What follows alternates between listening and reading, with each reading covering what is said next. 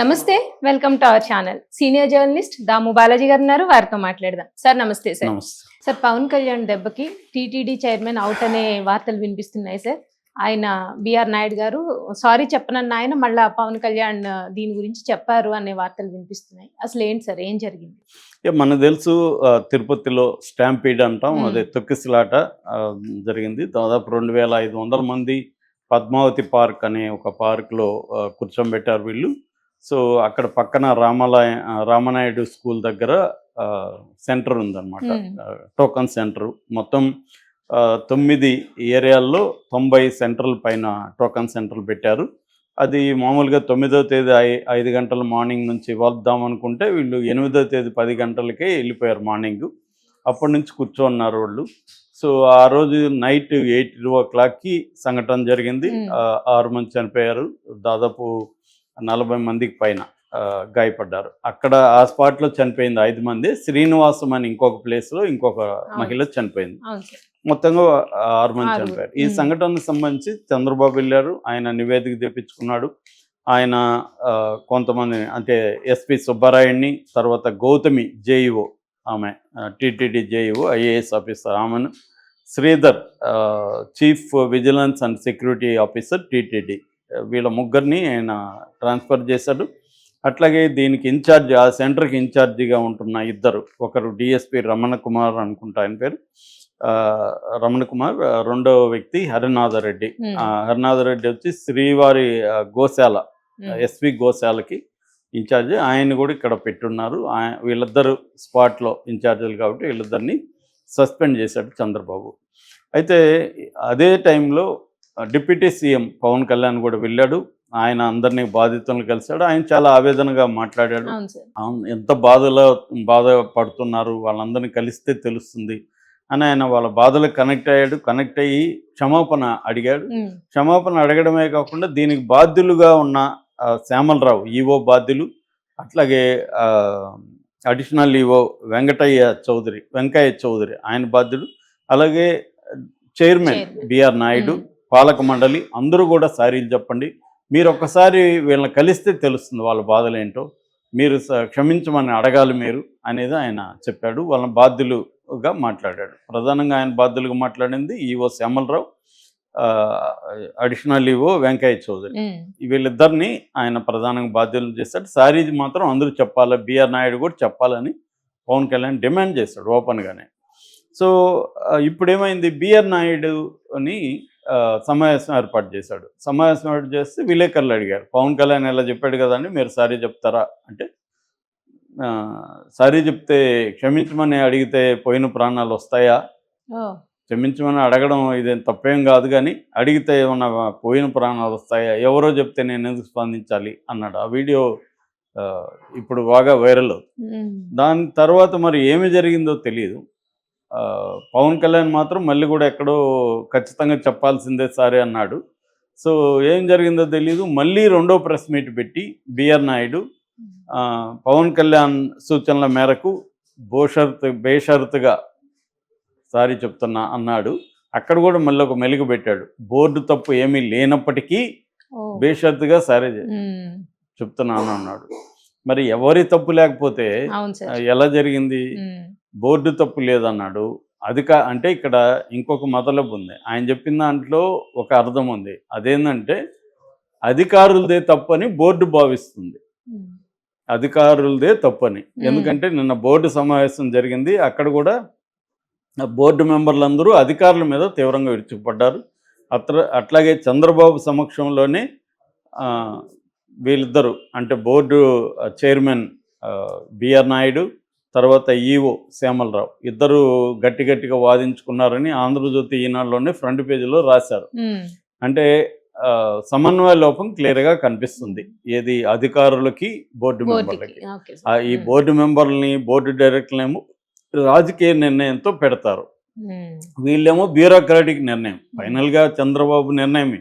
EO ఎవరు ఉండాలన్నా చంద్రబాబు అనుకోవాలి, బోర్డు చైర్మన్ ఎవరు ఉండాలన్నా పాలక మండలి చంద్రబాబు నిర్ణయమే. కానీ బ్యూరోక్రసీ పొలిటికల్గా పెట్టిన బోర్డు, ఈ రెండింటి మధ్య సమన్వయం అయితే లేదు అనేది క్లియర్గా అర్థమవుతుంది. అయితే ఇక్కడ మనం మేజర్ టాపిక్ ఏంటంటే అసలు ఆ, ఎవరు దీన్ని గవర్నమెంట్ నడుపుతున్నది ఎవరు? ఎప్పుడైనా కూడా కొన్ని ప్రెజర్ సిచ్యువేషన్, ఒక కీలకమైన సిచ్యువేషన్లో ఎవరి నిర్ణయాలు అమలవుతున్నాయి అనేది కానీ మనం అవును చూస్తే సార్.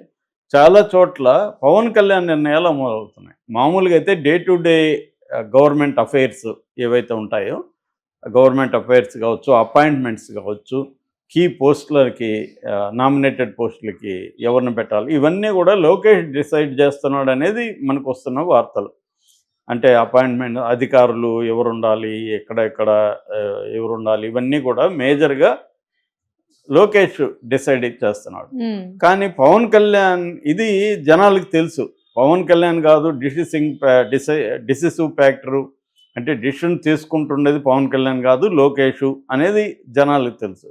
మేబీ దాన్ని కట్ చేయడానికా, లేకపోతే నేను అలో చేస్తున్నాను కాబట్టి లోకేష్ ఈ పని చేస్తున్నాడు, నేను అనుకుంటే నేనే సుప్రీం అని నిరూపించుకోవడానికా, లేకపోతే తన శ్రేణుల్లో పవన్ కళ్యాణ్ పేరు పడిపోకూడదు అనుకోవడానికా, లేకపోతే ఫ్యూచర్లో పవన్ కళ్యాణ్ తనను తాను ప్రమోట్ చేసుకుంటూ నేనే పవర్ఫుల్ అని చెప్పుకోవడానికా, ఏదైనా కూడా పవన్ కళ్యాణ్ ప్రతి సందర్భంలో వచ్చి ఈ గవర్నమెంట్ని ఇరుకుని పెట్టే విధంగా కొన్ని మాటలు మాట్లాడడం కానీ, కొన్ని స్టేట్మెంట్లు ఇవ్వడం చేసి తనకు అనుగుణంగా నిర్ణయాలు జరిగేట్టుగా చేసుకుంటున్నాడు. ఉమ్, అది ఫస్ట్ మనం చూస్తే వైసీపీ నాయకుల్ని కొంతమంది మీద కేసులు పెట్టినా కూడా వాళ్ళ మీద చర్యలు తీసుకోలేదు అన్న ఆగ్రహం వ్యక్తం చేసి సాక్షాత్తు హోంమంత్రి అనితని విమర్శించాడు. ఈ శాఖ నేను తీసుకుంటాను ఇట్లాగా కానీ ఉంటే అన్న స్థాయిలో మాట్లాడాడు. అవును సార్. దాంతో ఆమె వచ్చి పర్సనల్గా కలిసి ఆయన్ను క్షమాపణ అడిగి ఇమీడియట్గా ఆయన చెప్పింది అమలయ్యేట్టుగా చూసుకున్నారు.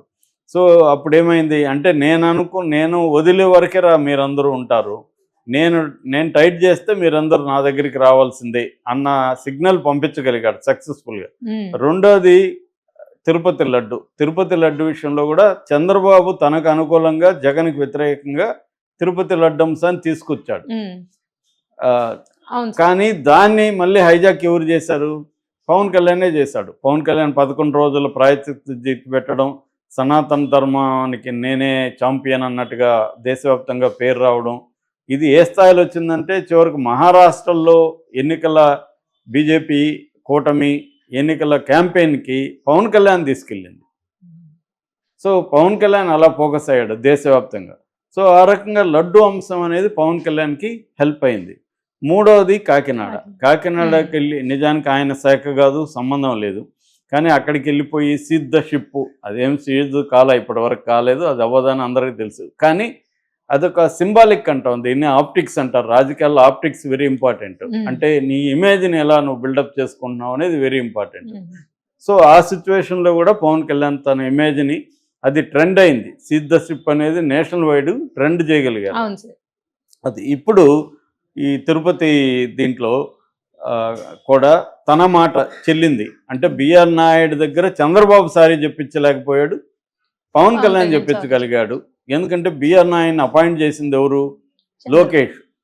అంటే చంద్రబాబు నాయుడు అపాయింట్ చేసింది, కానీ లోకేష్ పట్టుబట్టి ఆయన్ని చేర్పించాడనేది తెలుసు.